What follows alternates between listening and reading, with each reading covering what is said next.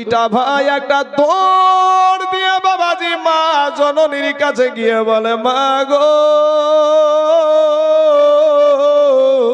ওগো মা, জন্মের মতন বিদায় দাও গো মা। মা গো, ও মা, জন্মের মতন আমার চেহারাটা একটু দেখে নাও আমাদের দুই ভাইয়ের। বলে, কেন বাবা, কি হয়েছে?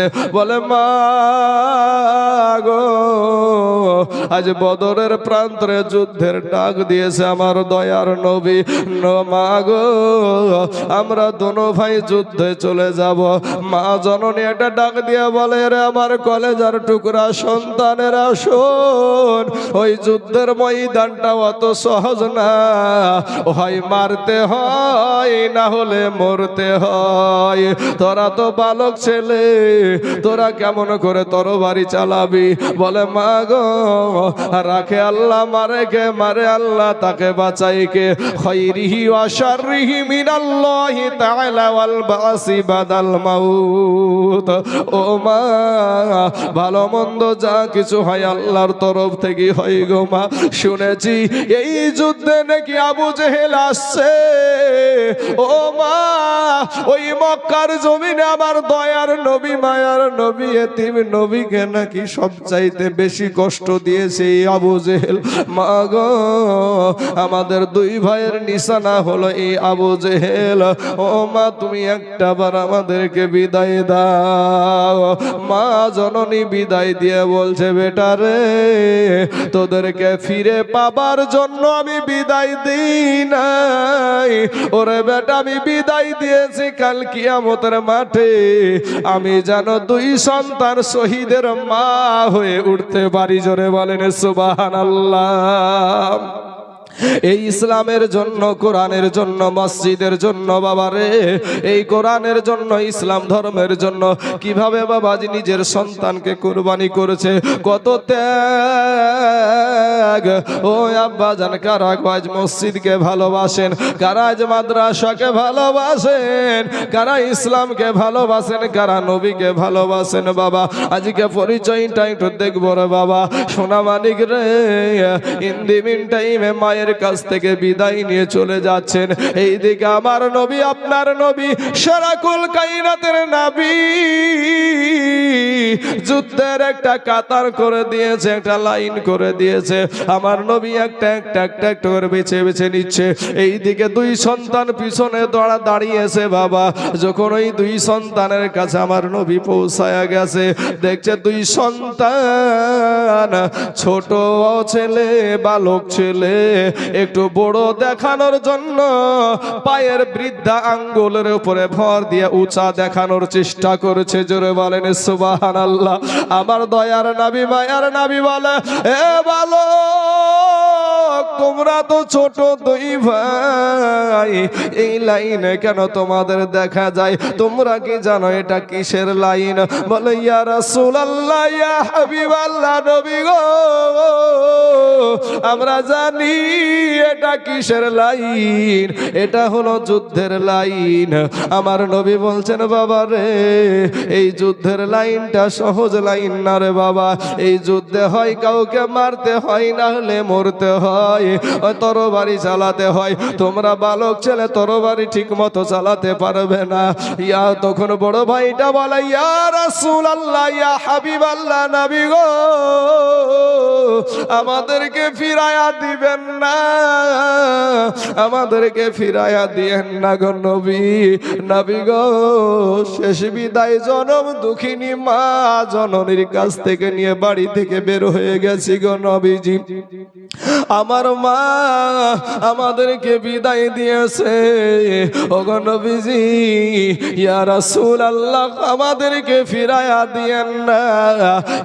একটা সময় বড় সন্তানটাকে বাবা পাওয়ার দিলেন, তাকে যাওয়ার জন্য হুকুম দিলেন। দিলেন বাবা। ছোট সন্তানটা বলে ইয়া রাসূলুল্লাহ ইয়া হাবিবাল্লাহ, নবী গো আমার বড় দেখে একটু লম্বা হয়েছে দেখে আপনি যাওয়ার হুকুম দিলেন, কিন্তু এটা জানেন কি ও আমার চাইতে বড় হতে পারে, কিন্তু নবী গো ওর চাইতে আমার শরীরে শক্তিটা বেশি। জোরে বলেন সুবহানাল্লাহ। দেখতে চাইলে একটু কুস্তিটা লাগায়া দেন, একটু লড়াই লাগিয়ে দেন। আমার নবী সাহাবাদেরকে ডাক দিয়ে বলে সাহাবারা রে, তোমরা কি একটু প্রেমের খেলা দেখবা নাকি, একটু কুস্তি লড়াই দেখবা নাকি? বলে ইয়া রাসূলুল্লাহ যুদ্ধে যাওয়ার আগে যদি একটু লড়াই দেখতে পায় ভালো হয়। দুই ভাইকে বাবা যুদ্ধ আপনার লড়াই লাগিয়ে দিল, কুস্তি লাগিয়ে দিল। ছোট ভাইটা বড় ভাইয়ের কানে কানে বলে বড় ভাই খবরদার, মাঠে খেলা করেছিলাম দুই ভাই একসঙ্গে, মায়ের কাছ থেকে বিদায় নিয়েছি দুই ভাই একসঙ্গে। ওগো বড় ভাই আমি জানি তোমার সঙ্গে আমি পারবো না লড়াইয়ে, তোমার সঙ্গে কুস্তিতে আমি পারবো না জানি, কিন্তু বড় ভাই গো তোমার যাওয়ার হুকুম হয়ে গেছে। ওগো বড় ভাই অনুরোধ করি খবরদার তুমি আমাকে তলে ফেলাইয়া দিও না। বড় ভাই গো আমাকে তুমি উপরে রাখার মতন ব্যবস্থা করে দাও। বড় ভাই ডাকে দিয়া বলে ছোট ভাই রে চিন্তা করিস না, আমরা দোনো ভাই একসঙ্গে যুদ্ধে যাব। কুস্তির মধ্যে এই কথা আমার নবী কিন্তু শুনে ফেলেছে, বুঝে ফেলেছে। আমার নবী একটা মুচকি হাসি দিয়েছে। বাবা রে কুস্তি করতে গিয়ে বড় ভাইটা নিচে, বড় ভাইটা তলে আর ছোট ভাইটা উপরে। বলে ইয়া রাসূলুল্লাহ ইয়া হাবিবাল্লাহ, নবী গো এই দেখেন আমি আমার বড় ভাইকে তলে ফালায়া দিয়েছি। কেমন নবীর প্রতি মুহাব্বত, কেমন ইসলামের প্রতি মুহাব্বত, কেমন আল্লাহর কোরআনের প্রতি মুহাব্বত বাবা, কেমন আল্লাহর প্রতি মুহাব্বত। ও মুসলমান আজ আল্লাহকে ডাকতে জানো না রে ভাই? কবি বলছেন আল্লাহ বলে ডাকে রে বান্দা, আল্লাহ বলে ডাকে রে বান্দা, আল্লাহ বলে ডাক, আল্লাহ বলে ডাকে রে বান্দা, আল্লাহ বলে ডাক। ও তারে ডাকতে পারলে তোর জীবনের গুনাহ হবে মাফ, ও তারে ডাকতে পারলে তোর জীবনের গুনাহ হবে মাফ। আল্লাহ বলে ডাকে রে বান্দা, আল্লাহ বলে ডাকে রে বান্দা, আল্লাহ বলে ডাক। যখন তুমি ছোট্ট ছিলা দাঁত ছিল না মুখে, আর তরল খাবার আল্লাহ তাআলা দিলেন তোমার মা জননীর বুকে, ভাইয়া মা জননীর বুকে। যখন তুমি ছোট্ট ছিলা দাঁত ছিল না মুখে, আর তরল খাবার আল্লাহ তাআলা দিলেন তোমার মা জননীর বুকে, ভাইয়া মা জননীর বুকে। ওরে সেই আল্লাহ রে, ওরে সেই আল্লাহ রে ভুইল না রে, সেই আল্লাহ রে ভুইল না রে, জীবন জাকার থাক।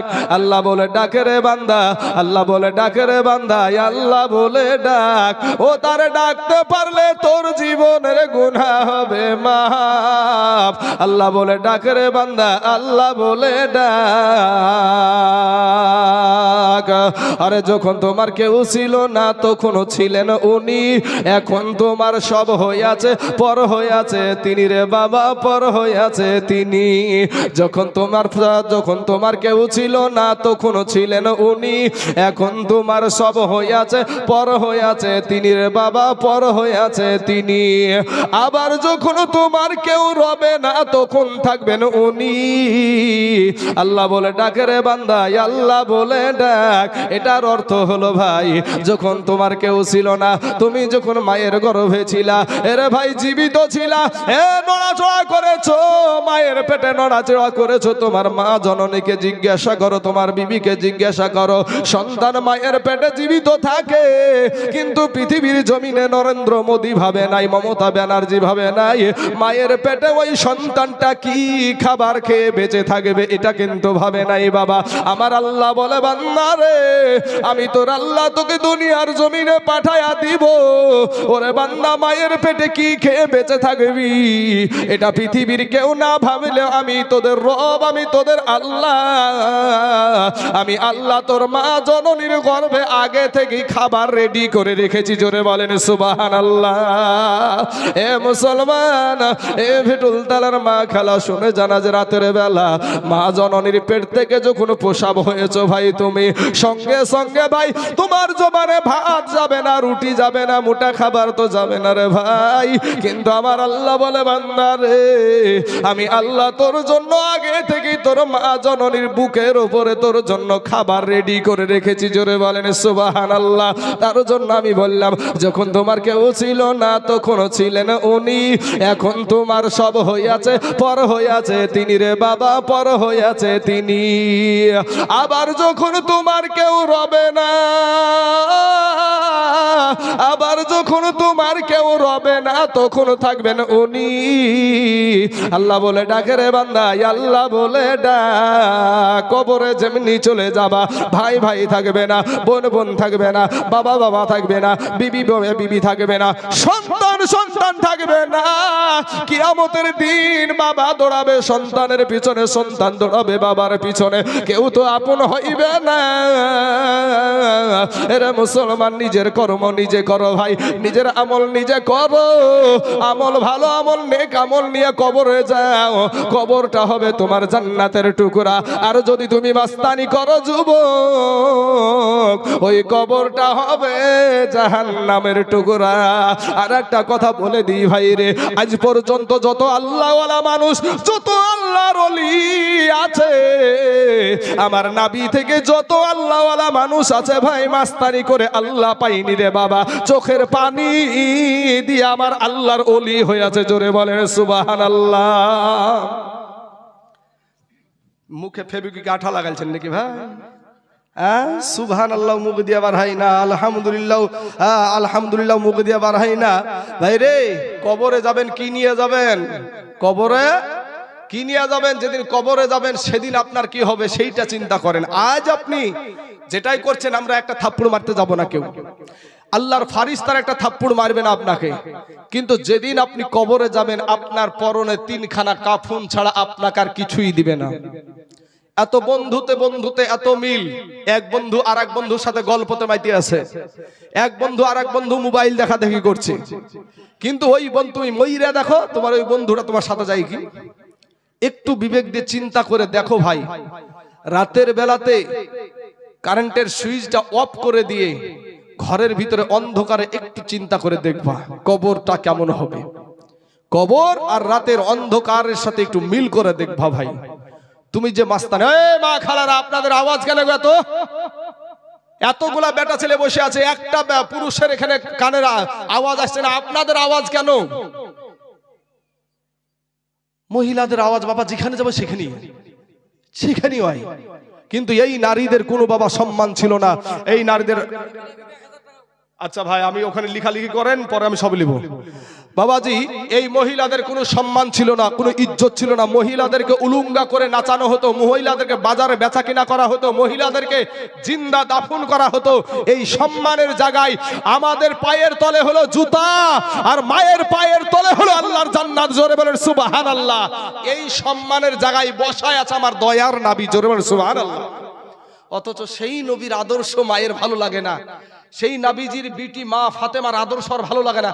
ওর ভালো লাগে কিরণ মালার জামা, ওর ভালো লাগে পাখি জামা, ওর ভালো লাগে লেহেঙ্গা জামা। এখন আবার এক রকমের হুজুর পায়জামা উঠিয়েছে তো 3টে মানুষ ঢুকবে।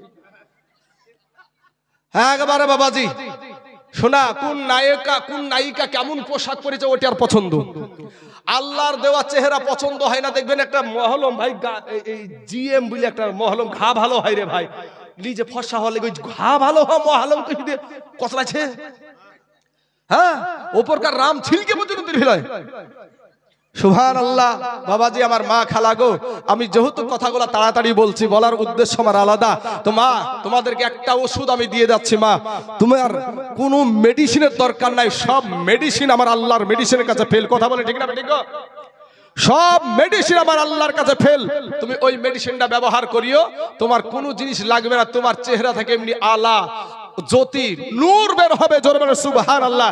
সেটা হলো বেশি না, ফজরের নামাজটা পড়িও, ওযু করিয়ে তোমার চেহারাতে আমার আল্লাহ নূর দান করবে। জোরে বলে সুবহানাল্লাহ। যদি আল্লাহ নূর দান করে হুজুর আর কিছু দরকার আছে? আর কিছু দরকার নাই রে মা। আর তুমি যে মেডিসিন মাখো দেখবা কয়েকদিন পরে ফুড়া বাড়িয়ে গোটা গাল মুখ সব লোড হয়ে যাবে। ফুড়া বার হয় না ভাই, দেখবেন ছোট ছোট বরণে লড়িয়ে যায়। তো মা জননীর আমার সোনা মানিক, মা গো, আজকে যারা তোমাদেরকে পাওয়ার দিচ্ছে, যে সমস্ত নেতা মন্ত্রী, আজকে তাদের ইতিহাস বলতে গেলে বহুত কিছু আছে, তবে একটা মিনিট আমি একটা কথা বলে দিই। মা, তোমাদেরকে যারা আজকে বলছে যে মুসলমানদের নারীদের কোনো সম্মান দেওয়া হয় না, এদেরকে বন্দি করে রাখা হয়, এরা যারা বলছে, তোমাদেরকে যারা বলছে, তাদের জন্য একটা মিনিট আমি কথাটা বলে দিচ্ছি।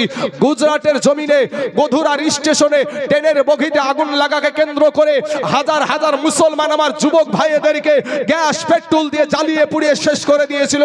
যেই সমস্ত মহিলাদের পেটে 8 মাসের বাচ্চা, 8.5 মাসের বাচ্চা, 9 মাসের বাচ্চা, 9.5 মাসের বাচ্চা, এই মহিলাগুলা পুলিশকে গিয়ে বলেছিল, পুলিশ বাবু আমাদের জন্য একটু নিরাপত্তার জায়গা করে দিন। সেই দিন ওই পুলিশগুলা বিশ্ব হিন্দু পরিষদকে লেলিয়ে দিয়ে ওই মহিলাদের পেটকে চিরে সন্তানকে বের করে তীরের আঘাতে করে খেলা করেছিল। তখন ওই গুজরাটের বুকে মুখ্যমন্ত্রী ছিল নরেন্দ্র মোদী দামোদর দাস। আজ মা, তোমার নবীর আদর্শ ভালো লাগে না? কোন বেদিন, কোন কাফের তাদের তারা একটু কিছু বলছে, তাদের জন্য লাফিয়ে পড়ছো তুমি। কবরে গেইলে রে মা, তোমার কবর আমার নবী আসবে। জোরে বলেন সুবহানাল্লাহ। ওই নবীর আদর্শে আদর্শিত হও মা জননী, তুমি জিরো থেকে হিরো হয়ে যাবা। তোমাকে আমার আল্লাহ যত গোলাম আছে সবাই সম্মান করবে। তুমি যখন আল্লাহর গোলাম হয়ে যাবা, গোলামি করবা, তখন আমার আল্লাহ তোমার জন্য গোটা দুনিয়াকে গোলাম বানিয়ে দিবে। জোরে বলেন সুবহানাল্লাহ। বাবাজি আমার সোনা মানিকেরা, যাই হোক আমার এদিকে বক্তব্য না। আল্লাহ আমাদের সকলকে হেদায়েত দান করে, সকলে বলেন আমিন। বাবাজি আমার সোনা মানিকেরা, ওগো আমার ভাই জানেরা, এবার ওই মুআজ আর মুআজ বাবা দোনো ভাই এই 313 জন সাহাবী নিয়া আমার নবী বদরের প্রান্তরে বাবা যুদ্ধের জন্য হাজির। যুদ্ধ আরম্ভ হয়ে গেছে, এমন সময়তে ওই দুইটা ছোট ছোট বাচ্চা, দুইটা বালক ছেলে, বাবারে আব্দুর রহমান ইবনে আউফ, এনাকে যে দুই পাশে বসে দাঁড়িয়েছে। এবার আব্দুর রহমান ইবনে আউফ রাদিয়াল্লাহু তাআলা আনহু চিন্তা করছে, এই ছোট ছোট বালক আমার পাশে কেন? আজকে যদি একটা শক্তিধর সাহাবী আমার পাশে থাকতো, তাহলে আমার না হয় একটু উপকার করতো, একটু ইতস্তবোধ করছে বাবা। এমন সময়তে এক ভাই ডাক দিয়ে বলছেন, চাচা গো, ও চাচা, আপনার কাছে একটা কথা জিজ্ঞাসা করব, একটু বলেন। বলে কি কথা জিজ্ঞাসা করবা? বলে আপনি একটু বলেন, এই যুদ্ধে শুনলাম আবু জেহেল নাকি এসেছে, এই যুদ্ধের ময়দানে আবু জেহেল কোন জায়গায় আছে এবং আবু জেহেল কোনটা, একটু আমাদেরকে জানায়া দেন। আল্লাহর নবীর সাহাবী ডাক দিয়া বলে, বাবা ওই আবু জেহেলের সাথে তোমাদের কি সম্পর্ক, তার সঙ্গে তুমি কি করতে চাও? বলে গো আল্লাহর নবীর সাহাবী, শুনেছি আমার দয়ার নবী মায়ার নবীকে, আমার হাবিবুল্লাহকে, আমার দয়ার নবীকে ওই মক্কার জমিনে এই কাফের বেদিন আবু জেহেল নাকি মেরেছিল। শুনেছি কত রকমের গালাগালি করেছে, কত রকমের কষ্ট দিয়েছে। ওগো আল্লাহর নবীর সাহাবী, আমরা ওই আবু জেহেলকে আজকে জাহান্নামে পাঠায়া দিব। আব্দুর রহমান ইবনে আউফ রাদিয়াল্লাহু তাআলা আনহু অমনি বাবাজি নিজে চিন্তা করছে, আল্লাহর শুকরিয়া আদায় করছে, আহারে ছোট ছোট বালকের মধ্যে নবীর প্রেম কতটা, নবীর ভালোবাসা কতটা।